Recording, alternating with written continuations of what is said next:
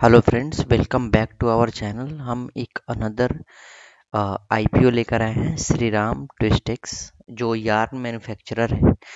Company yarn manufacture करके जो cloth manufacturer होती है, टॉवेल मैन्युफैक्चरर होती है, उनको सप्लाई करती है। तो देखेंगे क्या डिफरेंट ब्रोकरेज व्यू का फॉर्म का व्यूज़ है और क्या अपर प्राइस बैंड, क्या डिटेल्स है आईपीओ का। चलिए डिस्कस करते हैं। तो अभी हम ग्रो के वेबसाइट पे आ चुके हैं। तो कंपनी ने 13,680 रुपया एक लॉट को अप्लाई करने में लगेगा। टोटल एक लॉट में कितने शेयर्स होंगे? 144। लोअर प्राइस बैंड 95 है एंड अपर प्राइस बैंड है 104। कंपनी का इशू साइज है 110 करोड़। कंपनी जो शेयर पैसा रेज करेगी उससे क्या करेगी? ग्रीन एनर्जी स्ट्रैटेजी है। आईपीओ प्रोसीड से ये इतना मेगावाट, मतलब 6.1 मेगावाट का सोलार एंड 4.2 मेगावाट का विंड एनर्जी सप्लाई करेंगी फॉर कैप्टिव यूज, मतलब पर्सनल यूज के लिए। ये किसी और को ये सेल नहीं करेंगे, पर्सनल यूज के लिए। चलिए, कंपनी 2013 में फाउंडेड हुई थी, मतलब 12 साल पुरानी कंपनी है। मैन्युफैक्चरर को सप्लाई करती है यार्न्स। मैन्युफैक्चरिंग क्या क्या होती है? Sweater, socks, bottom wear, home textile, industrial fabrics, denim jeans and towels वगैरह। ठीक है। कंपनी का रेवेन्यू इंक्रीज कर रही है ईयर एंड ईयर बेसिस पे। टोटल एसेट्स भी बहुत ज़्यादा इंक्रीज हुई हैं और प्रॉफिट तो सिग्निफिकेंटली इंक्रीज हुई है। लास्ट ईयर, इस साल भी इंक्रीज है। कंपनी का रिस्क क्या है? टॉप कस्टमर जो है वो 28% रेवेन्यू देता है, मतलब कस्टमर, बहुत फ्यू कस्टमर्स है जिनको कंपनी सप्लाई करती है। इन केस वो कस्टमर को रिटेन करने में प्रॉब्लम होती है कंपनी को, तो वो एडवर्सली इम्पैक्ट करेगा कंपनीज के बिजनेस को।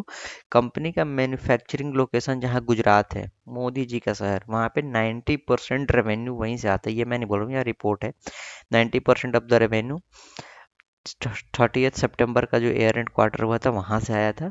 अगर वहाँ पे कुछ लोकल लेवल पे होती है फिर वो डिसरप्शन का इशू रहेगा।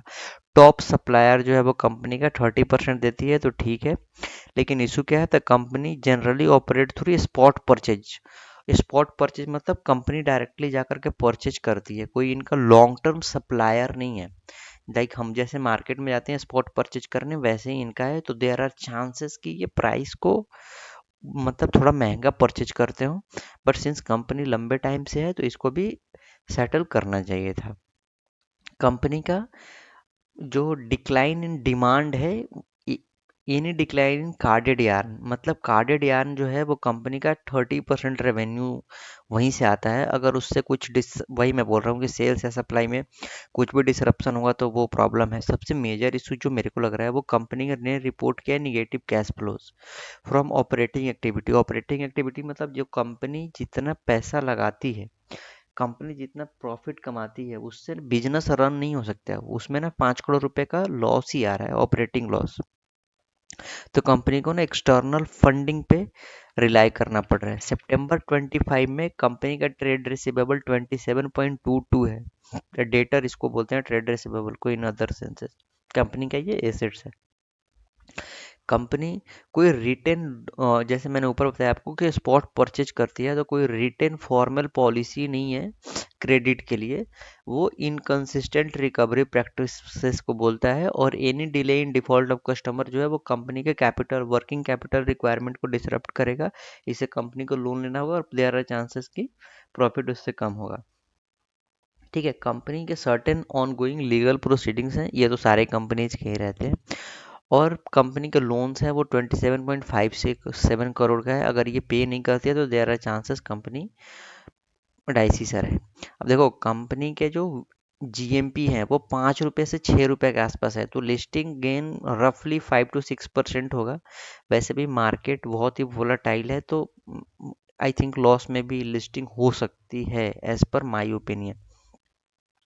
वैल्यूएशन जो है वो 38 टाइम्स है। This is quite high. I think 20 के नीचे पी ही इंडिया में एक्सेप्टेबल है, उससे ज़्यादा बहुत सारी कंपनीज के हैं, but at the time of IPO ये बहुत ऊपर ही आया, मतलब पी वैल्यूएशन से। अब देखिए, जो डिफरेंट ब्रोकर का व्यू है, सबने अवॉइड करने को ही बोला है। क्या स्वस्तिका? यस, अवॉइड बोला है बिकॉज पी रेशियो बहुत ज़्यादा है। चित्तौड़गढ़ ने भी अवॉइड करने को बोला है। मास्टर कैपिटल सर्विसेज ने सब्सक्राइब करने को बोला है because long term opportunity, lifestyle के ग्रोथ जैसे जैसे होगा वैसे इन कंपनीज का भी यार्न का प्रोडक्शन होगा। वेना वेंचुरा सिक्योरिटीज ने भी सब्सक्राइब का बोला है बिकॉज ये बी टू बी मॉडल पे काम करती है, एडवांस मशीनरी है, और ये अब क्या कैप्टिव कंजम्पशन मतलब पावर को तो इनकी रिक्वायरमेंट होगी नहीं, परचेज करेंगे नहीं। अरिहंत कैपिटल न्यूट्रल है, बीपी इक्विटी सब्सक्राइब करने को बोल रहा है। पीयर्स बोल रहे हैं कि ये बीपी सिक्योरिटीज की जो कंपटीटर है उनसे प्राइस इनका ज़्यादा सही है। एसपी तुलसियान ने अट्रैक्टिव अनअट्रैक्टिव बोला है बिकॉज ये वैल्यूएशंस बहुत ज़्यादा है। तो फ्रेंड्स, आप क्या सब्सक्राइब करेंगे या अवॉइड, प्लीज़ हमें कमेंट में बताएं। Thank you for watching the video. Thank you, bye bye.